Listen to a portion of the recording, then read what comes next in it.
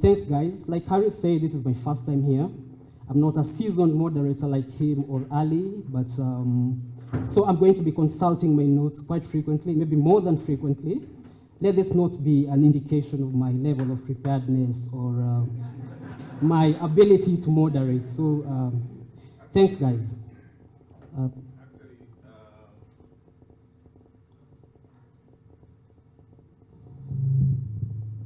Victor likes talking to code. Yeah, he's more familiar with talking to code than talking to people, right? More or less. I'm comfortable around machines and people, but yeah. So I'm going to move on to our discussion, and yeah. So I prepared a few questions I was going to ask Tom, but I think I'll just move straight to these guys next to me. And yeah, Franco, first off, I'd like to thank you personally for being here. Like I said, Franco works for Altron, and one of their subsidiaries, Netstar, they offer a lot of solutions, particularly around IoT and telematics. And I'm just going to ask Franco to explain what IoT and telematics are, and to briefly tell us how Netstar, or maybe the other subsidiaries that do this, if they're there, uses these AI technologies to combat insurance fraud. So.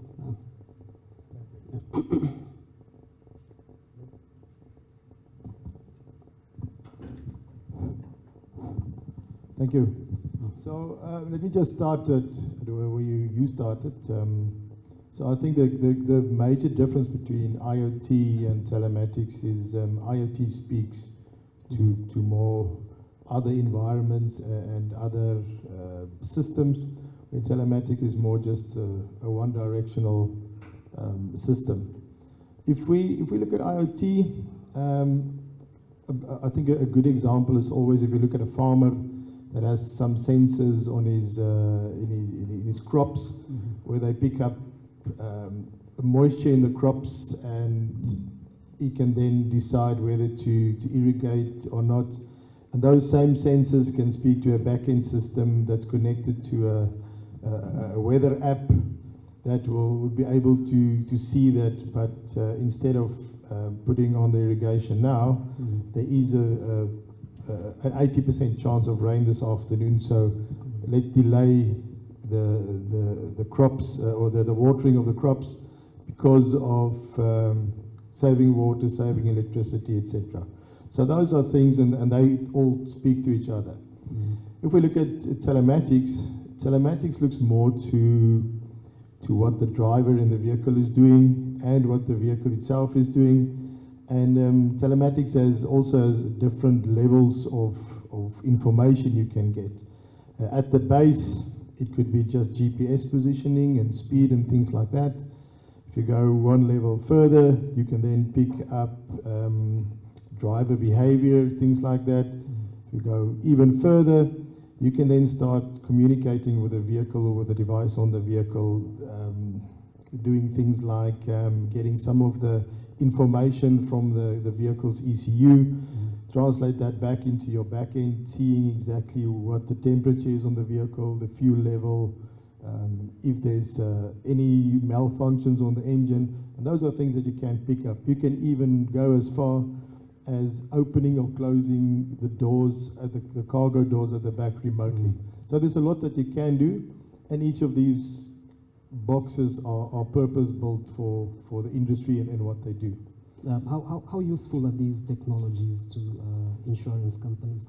Let's say one of these insurance companies approached you and asked you, how can I use IoT and telematics to help me deal with fraud? What are you going to tell them? So, and I think we discussed this morning as well, data is very important going forward. And I think there's one thing that's lacking in the insurance industry at this stage, and then not only with regards to telematics, I think even from onboarding throughout and getting products out to people to know the demographics, where they are or what they need. So if we go back to the data section, telematics and IoT gives you data points, and that it goes, as you know, it puts it in a database, and you can translate that back into a front end, and so it gives you a visibility in almost, let's call it a co-driver of the person on the vehicle. So that gives you that visibility to see what the driving behavior is, and also it gives you the capability to now do individual risk-based profiling, because you now have the data. No two persons drive the same, and I think to put people in a bracket to say that if you're 30 years old and you drive a BMW 3 Series, you're going to be a speedster. To get to the fraud side, because you have data, you'll be able to detect whether this accident claim actually happened yesterday afternoon at 6 o'clock when John left the work, or did this happen 3 o'clock in the morning when he left the pub. So these are things that you can then detect. Or was this a staged accident? So this will be able to give you all of that data, because all of that will be recorded in real time. Thank you. I see Tom is here. Tom, welcome. Like I said, let me just go back a bit. I'll be consulting my notes frequently, like I told you. So, Tom Juma is head of IT operations at Britam. For those who don't know Britam is a leading diversified financial services provider, and part of their offerings is they do offer a lot of insurance packages. So Tom being here is quite relevant. Tom, let's have a round of applause for Tom, first of all.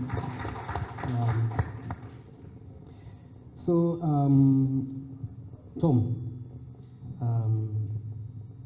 let's say I'm a policy holder at Britam, and I've purchased something like an accidental insurance cover, maybe 2 years ago.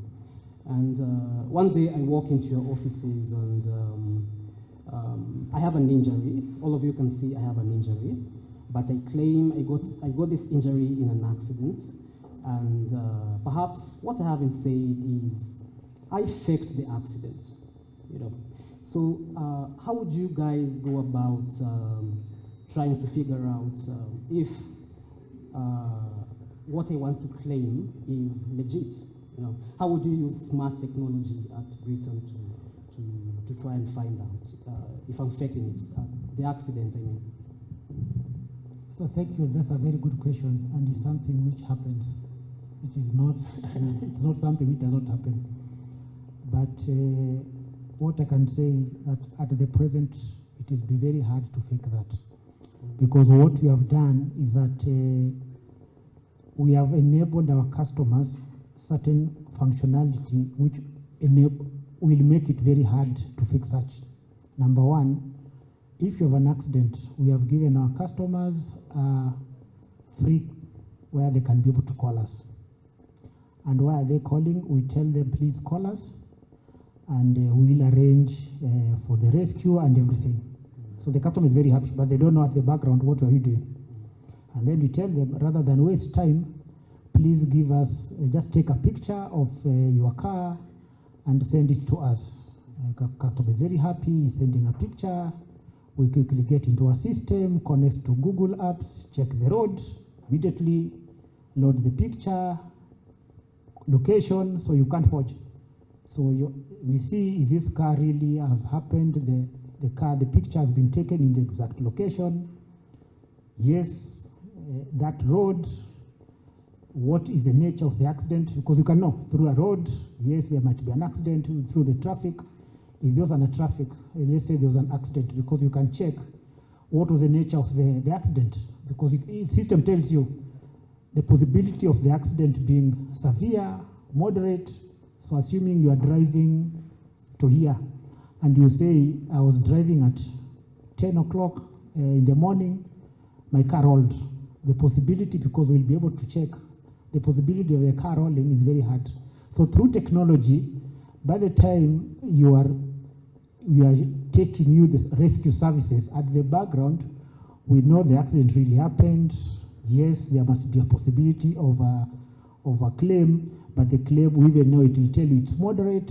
If it's severe, the car might have gotten, what you call it, write-off. So all those things we know. So faking it becomes very, very difficult in the today. And all these things because of technology. Assume, and you're saying, assume you forgot all those things and you're telling us, no, but I didn't get time to call you guys, because it happens. So you tell you, fine, give us your information, what happened, where did you get treated. You give us our information, our system quickly goes in. Those of us who are very good the social media, so you are busy acting in the social media, but you are still telling us again, you had an accident somewhere and you got injured and you're in the hospital. So you see that things are not correlating, because at times when people say untrue things, let me not say fake, they never think the end to end. So you are very busy, I got an accident, I was admitted in the hospital, but you are very busy in Facebook and all this social media, posting pictures and telling I was enjoying yourselves. So the evidence and the system is very intelligent. It picks up the information and tells us there is no way this guy, at the particular time he was talking about, he had an accident. So that's what we are trying to do to ensure that, because that business, it is good business, but there's a lot of claims ratio is high because of the kind of shenanigans which goes on there. How reliable are your systems? Are there cases where perhaps it missed something important, and you find maybe the claimant was right, and the system made a wrong decision? Because it's AI, I think it was built by human beings. It's not infallible, so. And absolutely right. AI is about continuous improvement, because there are things we might not have detected. And I can say as you continue, you find the error levels is reducing. So there is a possibility, but those are very, so when you are giving the investigators, people now to check, they have a lot of data, but where we find that the system did not take certain algorithm into consideration, then we continue enhancing the system. So AI is not about building a system and saying that that's the end of the road. It's about always continuous improvements, because things change, situations change. So his ability to be very agile and to continuously develop, and then partnering up, because like now we have partnered with the people who have very huge data, the Googles. So partner up with people who can be able to help you, because information, you only have enough data as an organization. But when you partner with other people, you look at the end to end. Because some of the things now we are doing, we even connect with the cameras, the government. So we can even check, because the government has cameras all over. People don't know that. So now we even connect with the cameras to be able to check, actually, did this accident really happen? Because there's a lot of collusion in the entire process. So what we do is that we have credible information, so that by the time there's an error, it is genuine error, and then we can see how do we improve on our systems. That's very interesting. Victor, let me interject quickly and try play the devil's advocate and also bring the audience in a bit. Over breakfast, Ali said he's been driving since he was 18. He's never claimed, he's never done any of those things. He's had his fender benders, etc. And therefore his risk profile should be much lower. How many of us have been in an accident situation with your car? Either you're the guy who prang or you're the guy who got pranged. How many? Are you cool, calm, and collected at that point in time? Hardly. Someone said yes. Wow. I need your vibes, because whether I am the one who's hit or been hit, I go a level of livid that I don't unlock that level often. And so I hear Tom saying that yes, we've given them a number to call. I can't call. I am Umenigonga. I was going for the DX summit. Umenichelewa. I am livid. I'm not about to. Is this Peter? First I'll call Peter, and I bet you it's gonna be a song. Press 1 if you want to.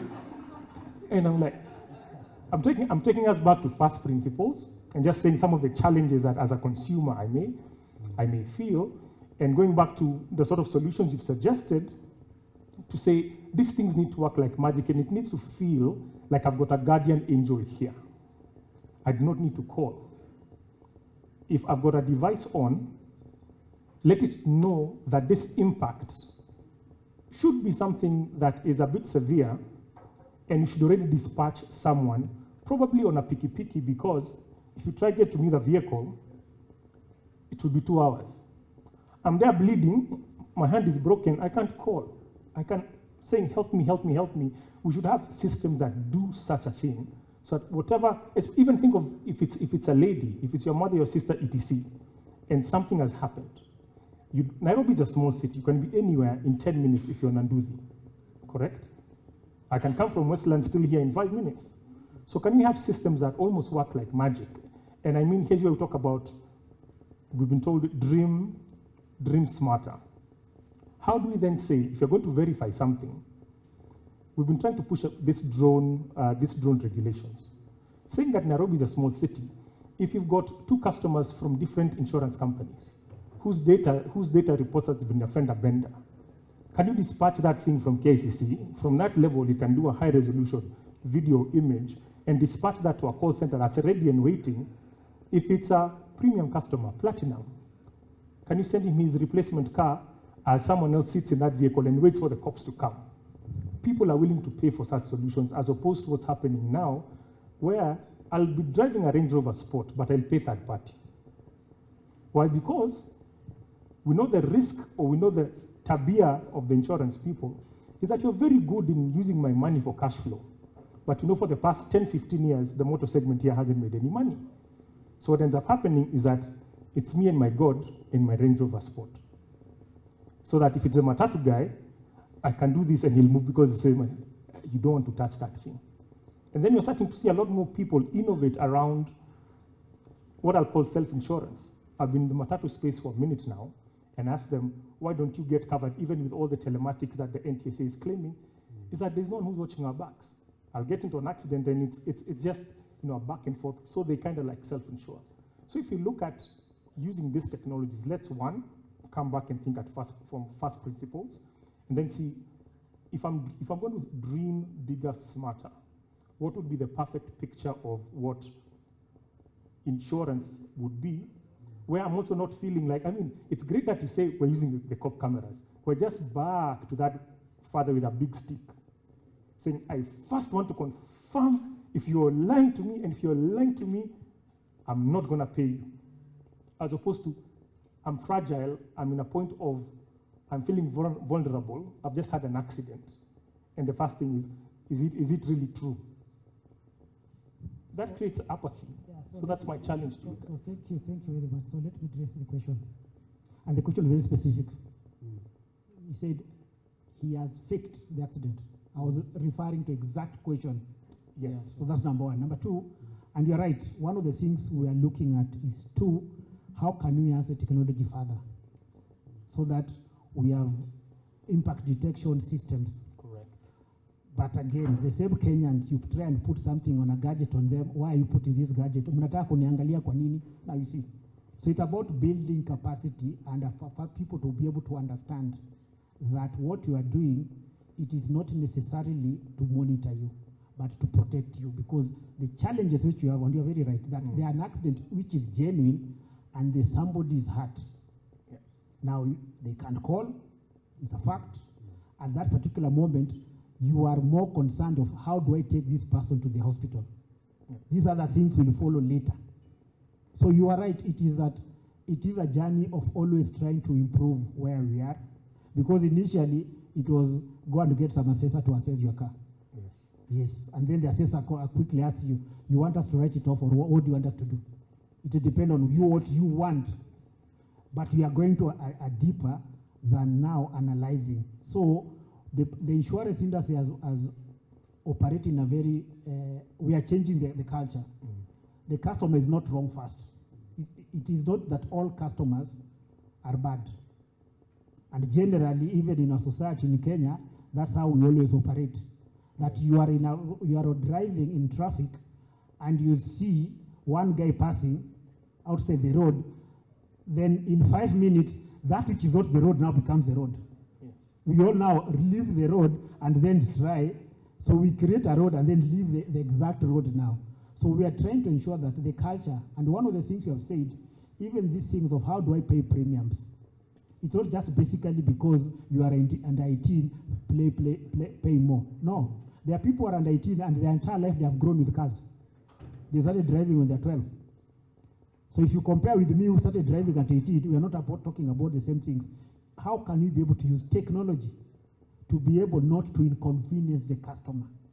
To be able to give the customer fair pricing, service which meets their requirements. Not this generalized way, but even if it's generalized, make me believe that I'm the only one you care most.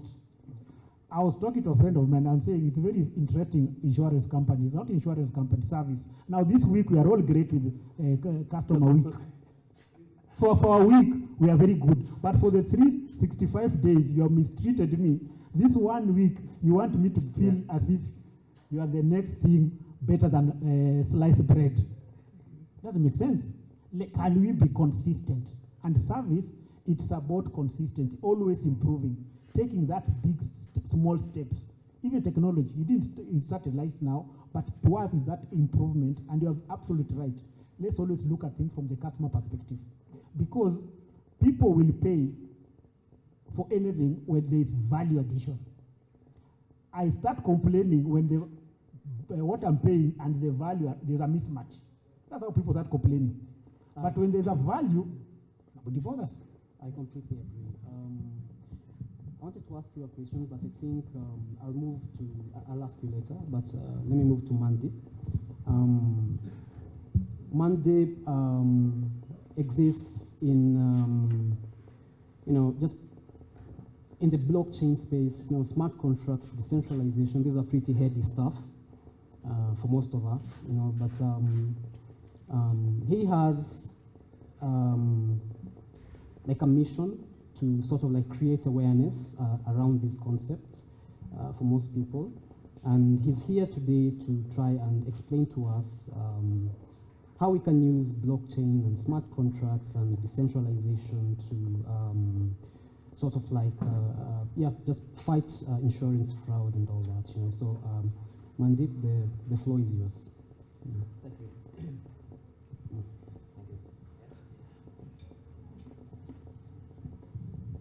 Hello? Oh, thank you. Thank you very much. I'm Mandy. I work for Input Output Group.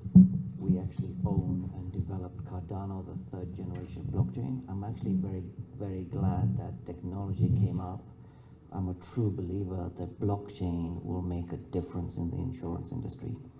And let me paint a picture. I mean, we all know fraud is. From the stats that I know, over 40 billion in fraud in the insurance space. There are customers who will buy comprehensive insurance with multiple companies, right? So let's use the example, right? An accident happens, but the person who's had the accident then creates 3 or 4 claims. Today, most insurance companies have their own systems. Just to clarify, blockchain is distributed ledger technology. So if I'm insured and my insurance details are all on distributed ledger blockchain networks, then if I make a claim, it will be paid by one insurance company, not 5. That means you reduce fraud from the other 4 paying out as well. This is where blockchain will make a huge difference. Let's say, in that same example, I managed to, in the accident, I hit a matatu, okay? That's what I was saying. That matatu, and this is also commonly known, they copy certificates and put on them, okay? So, insurance companies are losing billions because one matatu driver out of 100 will get fully comp insurance. He makes copies. All his brothers have copies. I know this for a fact. Okay, my wife had an accident a week and a half ago, and the person who bumped into her in the back, his certificate was out of date. Okay, I have to go to my insurance company, fill in paperwork, literally fill in. It's not digital yet. Once again, technology needs to improve. My insurance company needs to make a claim to the other insurance company. Okay, blockchain also has, aside from it being distributed ledger technology, has the smart contract technology. For clarification, legal contracts are on paper, they're agreements. Smart contract is executing code. Mandeep has comprehensive insurance. He is covered. He had an accident. He should be paid. Okay, so blockchain not only reduces fraud, it increases the customer experience journey. I get paid for the accident, and the person who created the accident, their insurance company pays my insurance company, and it's done quicker and faster. I work for Input-Output Group. We own Cardano. We developed it. I would love to work with any insurance companies as well as IRA, do proof of concepts, and make this a big difference in Africa in doing so. Please speak to me. I would love to, and we may be willing to fund some of these proof of concepts as well. I'll stop there. Thank you. Victor, I think that's a fantastic take, and again, bringing it home. And Berito earlier said about, everyone works with a mobile phone, right? And if there's an accident, what's the first place you see it? It's on social media. Garis megongana, an EABL truck has overturned in Roysambu, and here are people doing something, right? What if you actually co-opted all these people to be your assessors in this way? For every policy, you then have an amount. It's 1,000 bob, and it's going to be that 1,000 bob is on a smart contract that's going to be given to 10 people, 100 shillings each, for sending in verified shots. But it means that you then have Britam's app that would essentially, you can only open up your phone, your phone camera from the app. And if you're in the vicinity and something has happened and you actually report, you get compensated.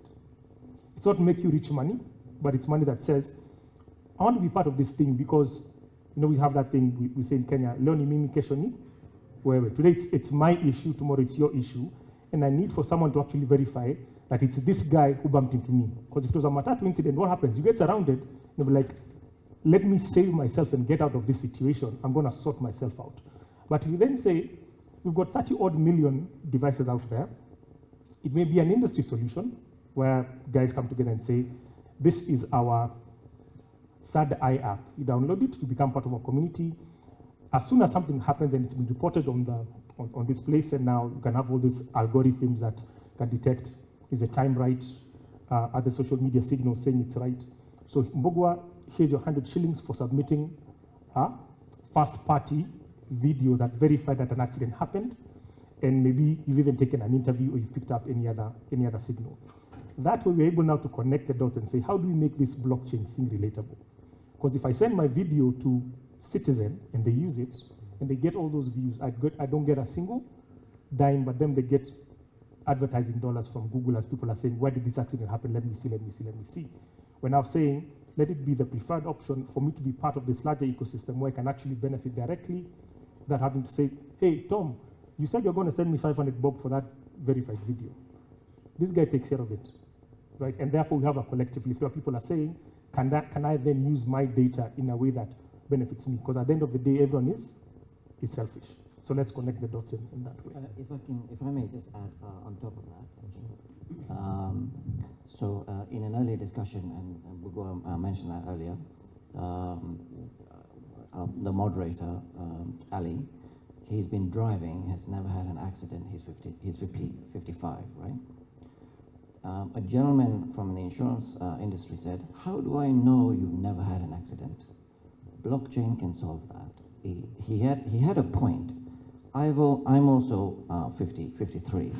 I've never had an accident, but I've driven most of my life in the UK, okay?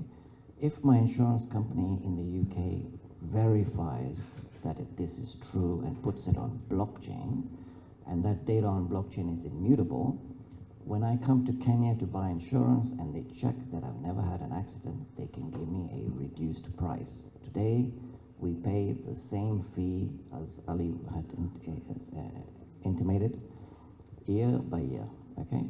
So we can make it also economically viable for people who are safe drivers should pay less than people who are fraudulent, okay? The other area which I believe not only will bring in significant revenue to insurance companies is these certificates, right? These days they're issued digitally, you get an email, you print it, you put it in your car. We can put it on blockchain, and those certificates could be put on motorcycles, cars, electronically. The police can verify using QR code. They can check the blockchain network. This car is certified or insured. This is a fraud copy certificate. You will make much more money. Work with us. Let's make a difference. I'm not a salesman. I have been working in the telco and insurance space. I've just joined blockchain. The reason I joined because blockchain can make a difference in this industry. Thank you very much.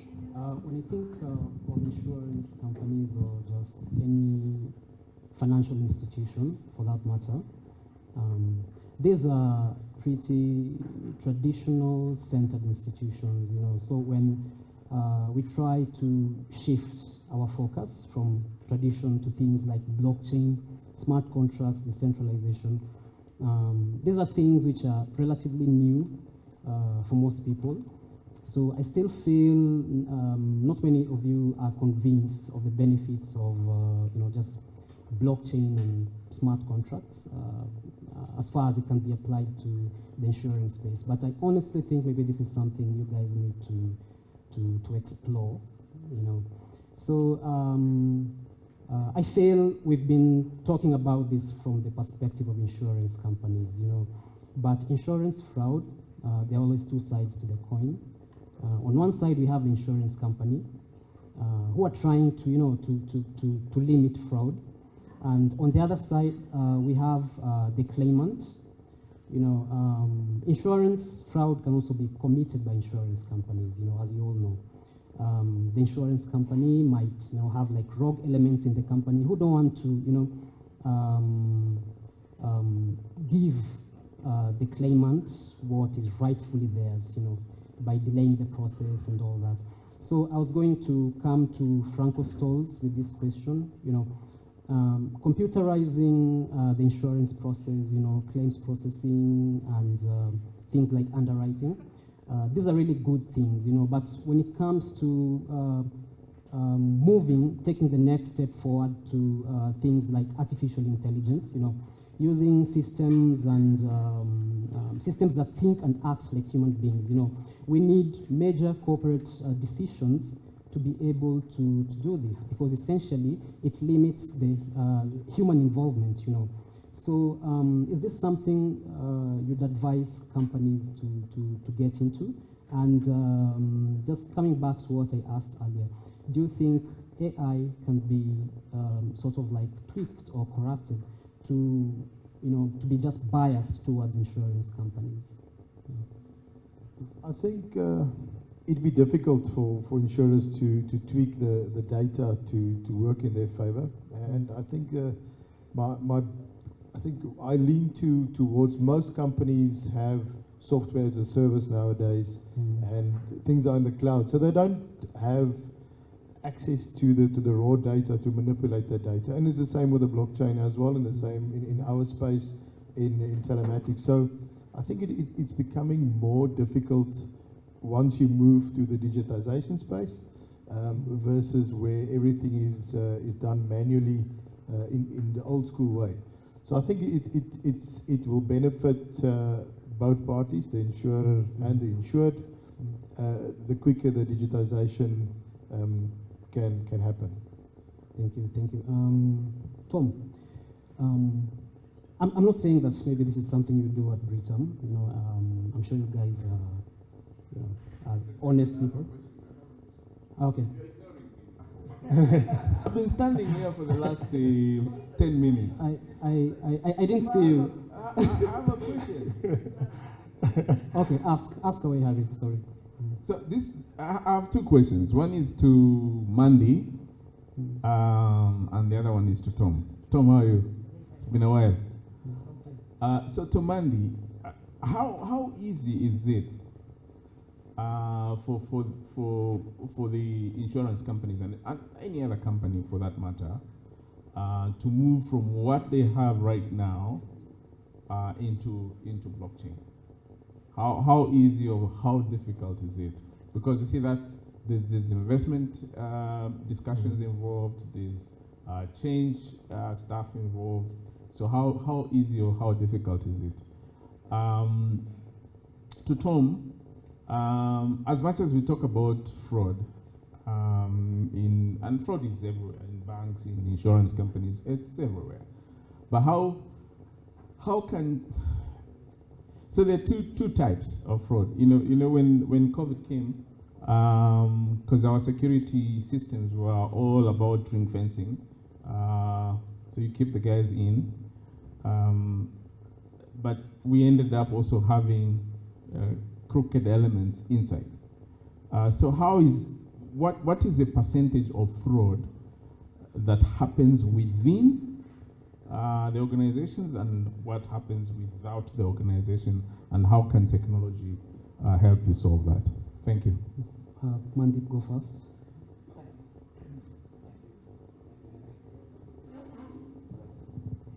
Thank you, Harry.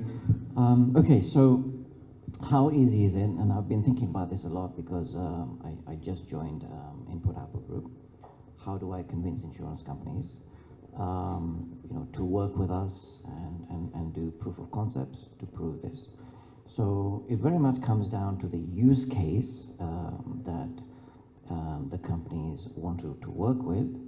But in my view, and what I'd spoken about earlier, I think collaboration with IRA in terms of putting this data on blockchain, which doesn't have to have PII data, right? So as I mentioned, to reduce fraud, you don't want fraudsters claiming 4 or 5 times or 10 times, right? So there needs to be some level of collaboration between the different companies for sharing data, and that doesn't have to be PII data. So how can we work? We can look at use cases. IOG has over 600 members of staff all over the world, 56 countries. I can put together teams and we can work out the project, we can work out the costs involved, we can look at funding. IOG is very Africa-centric. We want to make a difference. So don't worry about the commercials. We can work that out. I would love to do proof of concepts that we can then take. Just for everyone's knowledge, blockchain is already being used in the insurance industry in Europe. Last year, KPMG put together something called ClaimShare, which is actually being used as an app to prevent what is called double dipping. Double dipping is what I spoke about earlier, the fact that a fraudster can claim multiple times. Using blockchain, they can block all the second, third, fourth claims. So blockchain is already being used. We can work out commercials. Blockchain is very simple to develop, and I appreciate most insurance systems are IT systems are legacy. And transformation is happening. There are companies here such as Lamy who are going into the digital space. So there are ways we can work together to do this.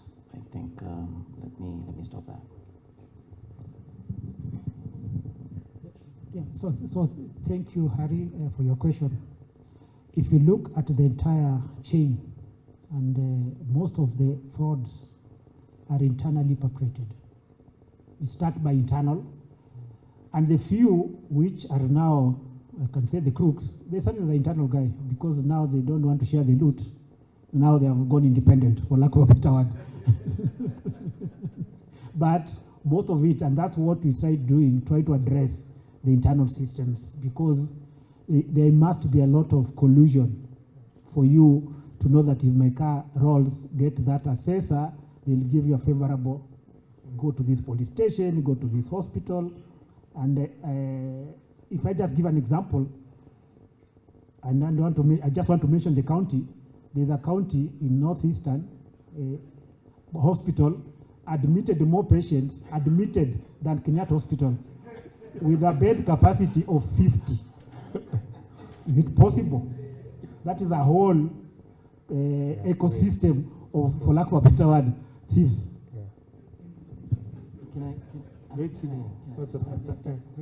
Can I just add an example?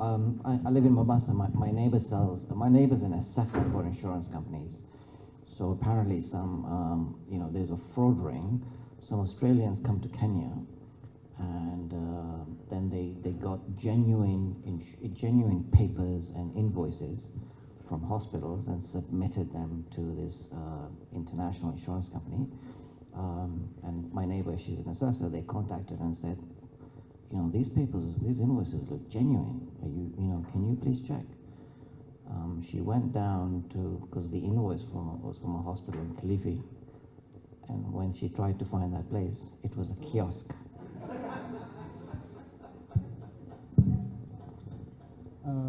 Thank you, Manzi. That's very funny.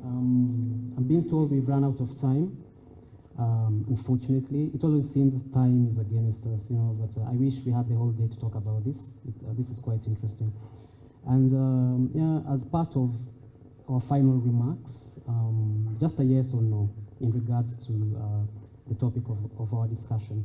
Can you use AI to fight insurance fraud? Yeah? Wandip? Yes? That's a resounding yes. So this is something we need to explore as insurance companies. Just to close the session, I hope we've gotten something out of this. Maybe the knowledge and experience these guys have, it's really massive. And I hope it will inform the decisions we make as companies just around this. And I hope you'll make better decisions. So thank you guys. Thank you for joining. Yeah.